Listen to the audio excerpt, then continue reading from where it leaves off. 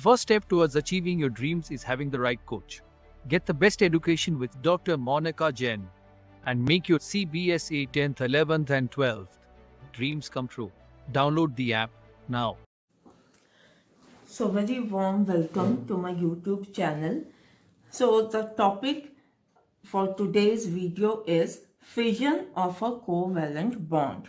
So this is the part of my earlier video, fundamental concepts of organic reaction mechanism. So fission of covalent bond का meaning क्या है? तो fission को हम ऐसे समझ सकते हैं, फिजन मतलब क्लीवेज भी कह सकते हैं या breaking of a covalent bond. जब कोई भी कोवलेंट बॉन्ड जो दो एटम्स के बीच में फॉर्म है वो जब ब्रेक होता है उसी को हम फिजन भी कहते हैं, क्लीवेज भी कहते हैं। तो वो how does it takes place, तो इसको ही हम इसमें डिस्कस करेंगे। तो फिजन जो है वो डिपेंड करता है upon the nature of the given compound. जो भी कंपाउंड हमने लिया है सबस्ट्रेट, उसके नेचर पे डिपेंड करता है, अटैकिंग स्पीसीज के ऊपर डिपेंड करता है, and also on the reaction conditions. तो ये जो है दो तरह का होता है। Fission is of two types. First is called the homolytic fission.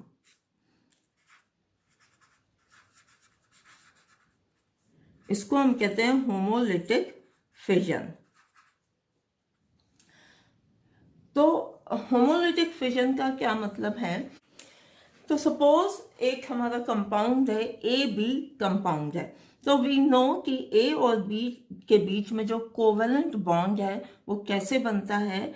By one, एक इलेक्ट्रॉन फ्रॉम द ए और एक इलेक्ट्रॉन फ्रॉम द बी, ये दोनों मिलकर के पेयरिंग करके they form the covalent bond. तो जब इस तरीके का फिजन होता है, इस तरह का बॉन्ड का फिजन, इस ए बी के बीच के बॉन्ड का इस तरह से ब्रेक होता है कि ये एक इलेक्ट्रॉन जो है ए के पास चला जाता है और एक इलेक्ट्रॉन बी के पास चला जाता है, तब हम इसको होमोलिटिक फिजन कहते हैं। Then it is called the homolytic fission. और इसमें फ्री रेडिकल की फॉर्मेशन होती है। जैसे यहाँ पर a free radical and b free radical, तो यहाँ पे फ्री रेडिकल की फॉर्मेशन होती है। So this is called the homolytic fission.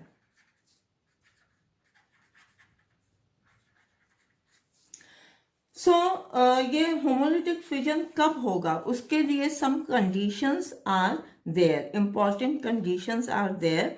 तो इसमें एक कंडीशन है कि व्हेन वी कैन से कि जब यहाँ पर दोनों ए एंड बी के बीच में इलेक्ट्रोनेगेटिविटी का डिफरेंस ज्यादा नहीं होता है। When the difference in electronegativity between A and B is less or zero. I can write it, इसको लिख लेती हूँ मैं। When there is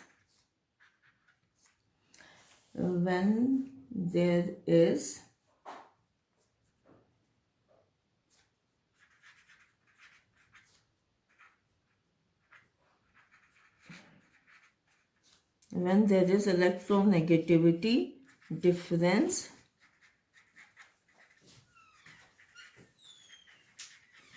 between A and B is very less or zero. And second condition कि homolysis कब होता है? when homolysis, या हम इसको होमोलिटिक फिजन भी कह सकते हैं और होमोलिसिस भी कह सकते हैं।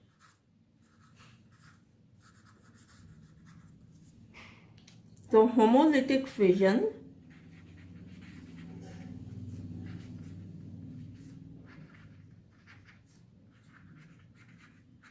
takes place in gaseous phase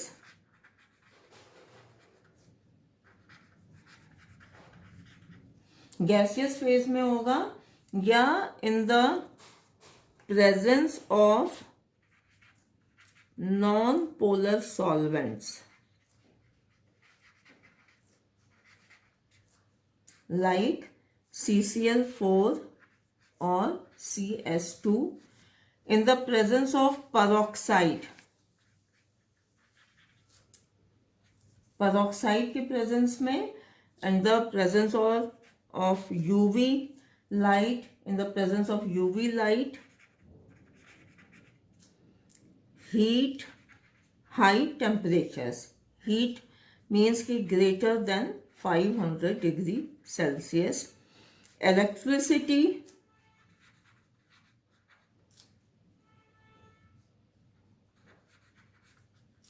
and free radical.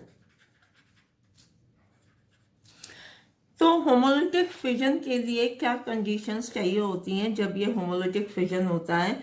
जब गैसियस फेज में होता है, in the presence of non polar solvents like CCl4 and CS2, पेरोक्साइड्स के प्रेजेंस में, यूवी लाइट और temperatures higher than 500 degrees Celsius, in the presence of electricity and in the presence of free radicals. तो जब ये conditions होंगी तब जो ये bond break होगा between A and B, उससे free radical का formation होगा and that will be the homolytic fission. So this leads to the formation of the free radicals, forms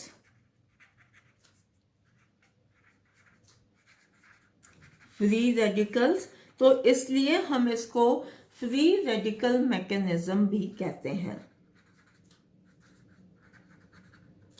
इसलिए हम इसको free radical mechanism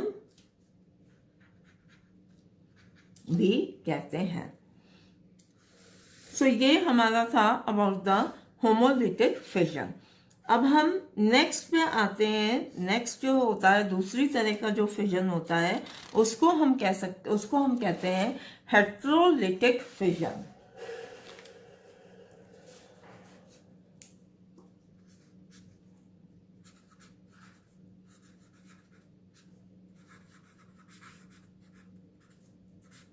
heterolytic fission या हेट्रोलिसिस.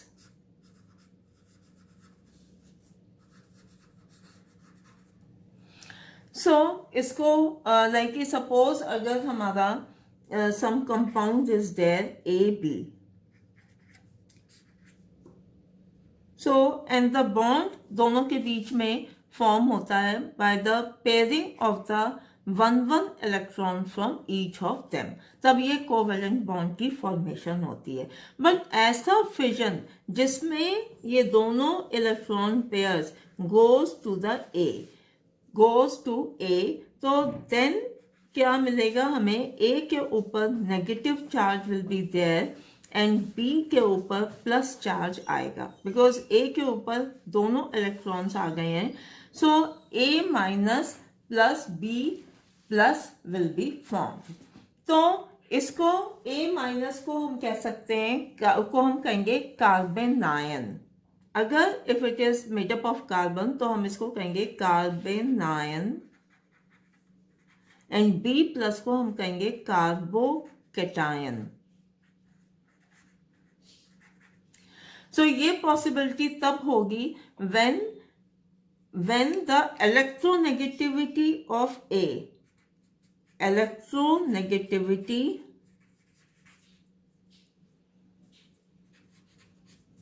of A is higher than B.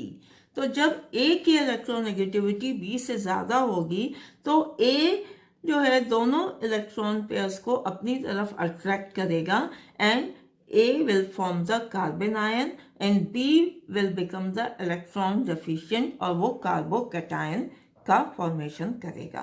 और दूसरी possibility भी हो सकती है इन दिस केस कि अगर B की electronegativity is higher than A, तब ये दोनों इलेक्ट्रॉन्स इस तरह से बॉन्ड ब्रेक होगा कि दोनों इलेक्ट्रॉन्स जो हैं वो हमारे B के पास चले जाएंगे एंड A के ऊपर पॉजिटिव चार्ज आएगा, B के ऊपर नेगेटिव चार्ज आएगा. देन A जो होगा वो हमारा कार्बोकेटायन होगा and B will be carbanion. तो ये तब होगा जब electronegativity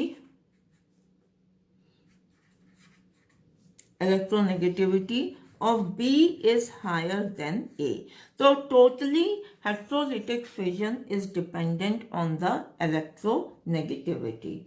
So this is the way how it takes place. So then the another point here is, I hope ये क्लियर हो गया होगा कार्बोकेटायन किसको कहते हैं, कार्बेनायन किसको कहते हैं. सच पॉजिटिवली चार्ज कार्बन कंपाउंड जिसके ऊपर प्लस चार्ज है उसको हम कार्बोकेटायन कहेंगे, और कार्बन का सच कंपाउंड जिसके ऊपर नेगेटिव चार्ज है हम उसको कार्बेनायन कहेंगे. तो हम इसको लिख सकते हैं द फॉर्मेशन ऑफ, तो तो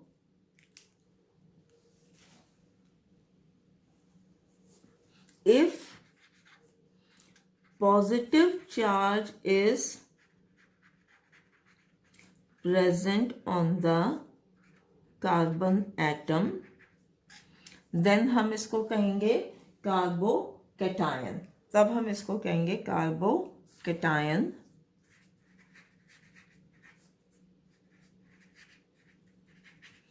And if negative charge is present on carbon, on the carbon atom, then carbanion.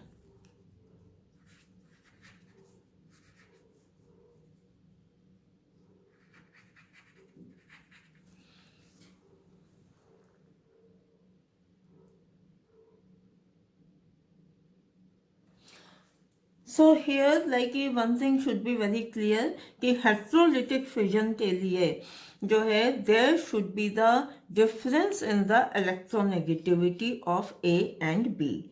So for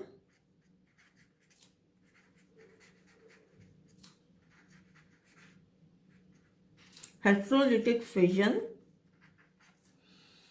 difference in electronegativity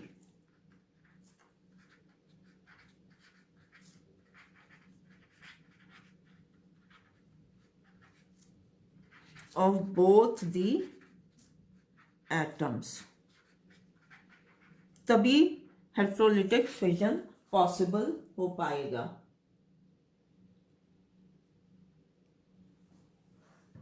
Yes, and another point कि अगर हम heterolytic fission को homolytic fission से compare करें तो heterolytic fission में always it requires greater energy. So the energy required, I can write it down, the energy required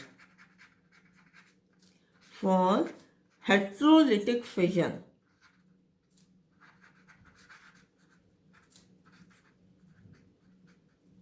is always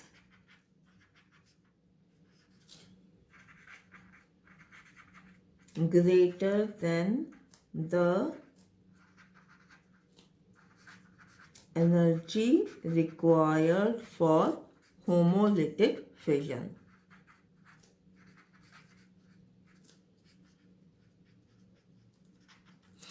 तो अभी जैसे हमने पहले पढ़ा है कि होमोलिटिक फिजन के बारे में, तो हेटेरोलिटिक फिजन के लिए जो एनर्जी चाहिए होती है वो हमेशा ज़्यादा होती है than the energy required for homolytic fission.